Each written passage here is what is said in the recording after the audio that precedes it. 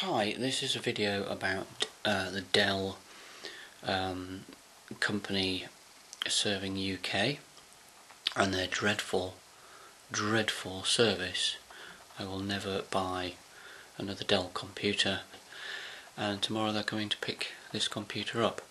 But I thought I would share with other people a little bit of a warning about this. My experience has been, when something went wrong with mine, that I was put through to some sort of call centre type thing, and was trying to get complicated, not that complicated, but things to do with computers sorted out with somebody whose first language isn't English, but probably Indian or something like that, and who also didn't really know very much about computers.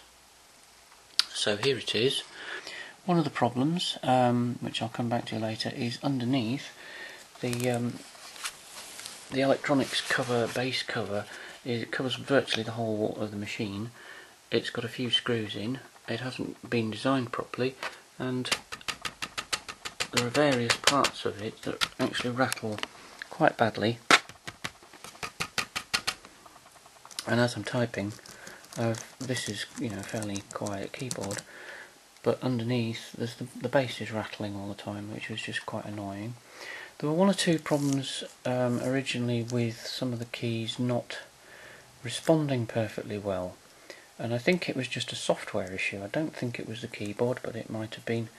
I don't know. But I put in a request for support, and they talked me through doing some self-diagnostic tests that you can do when you boot up, which was a little bit of a wrangle, but never mind.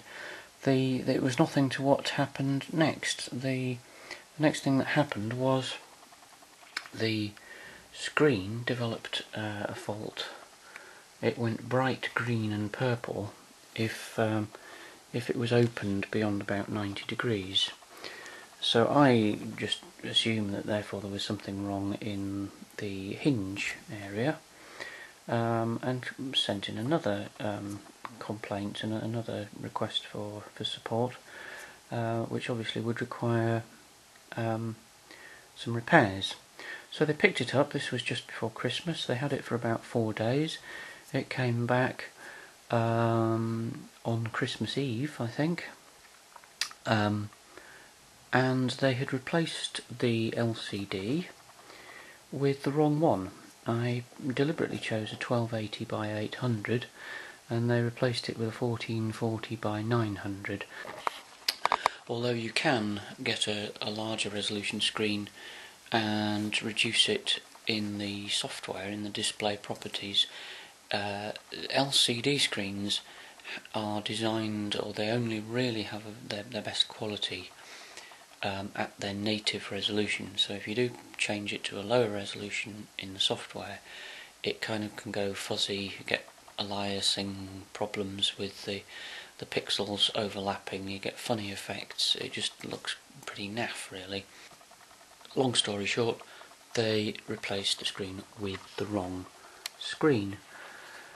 Not only that, they scratched the speaker cover, which doesn't actually show up very well at all on video, probably not at all on video, but they scratched that. It was filthy. It was covered in dirt down here on either side. Although they'd reinstalled Windows, it was a pretty old version in a way. I mean, it was the right, Windows Vista, but it was well out of date. But they hadn't even installed the relevant drivers. So I had to go online on my other computer to download several drivers to go in, even the video driver, in order to even discover what resolution screen this was. They hadn't done anything about the rattling base, and in fact the battery cover's a bit loose as well. The blue micro satin finish, which is very nice, I don't know if you can see it on there, lovely colour, except it's actually much darker than it looks like on the website. So I was a bit disappointed in that, and also the top of it had been crammed into the polystyrene with the plastic folded over the top, and it had got scuffed. So I just kind of, made a point of this has actually been, there's been quite a lot of things, and now I've sent it in and you've given me the wrong screen. So anyway, they took it back, and it took a long time. I kept emailing and they kept saying, yes, we'll get onto that, and I think they had it in about 3 or 4 weeks in total. It came back. They still hadn't changed the screen. They still hadn't fixed the base. The base still rattled. They'd replaced the keyboard and the speakers, not the speaker cover which they scratched, but the speakers they'd replaced. Most bizarrely of all, when I first opened the box, I found this. What's that? Well, that is the grey pattern that you can buy lid instead of the micro satin, which they've left on the blooming side. That was all blue to match, but no, they've taken that off and put a grey one on instead, presumably because I mentioned that it was scuffed. But you don't do that. If there's a problem with that and someone says, oh, this customer has had a bit of a problem with this being scuffed, you say to them, what would you like us to do? Shall we replace it with it? At the least you would just replace it with another blue one. You don't just get any old colour and stick that on. So I complained again, obviously, and went through again trying to get through to somebody who doesn't speak English, what the problem is, what the problem has been, what they've done wrong, what I need, and started really shouting about getting my money back. I spoke to, I think it's the area manager for the UK, who was unfortunately very good at refusing things on the telephone, very good with that, stonewalling. And I was threatening legal action, and he was saying, well, you'll have to just go ahead and find out what your legal situation is, because I can't give you the money back. I'm offering to fix the problems now. We'll send an engineer out to do that in your home.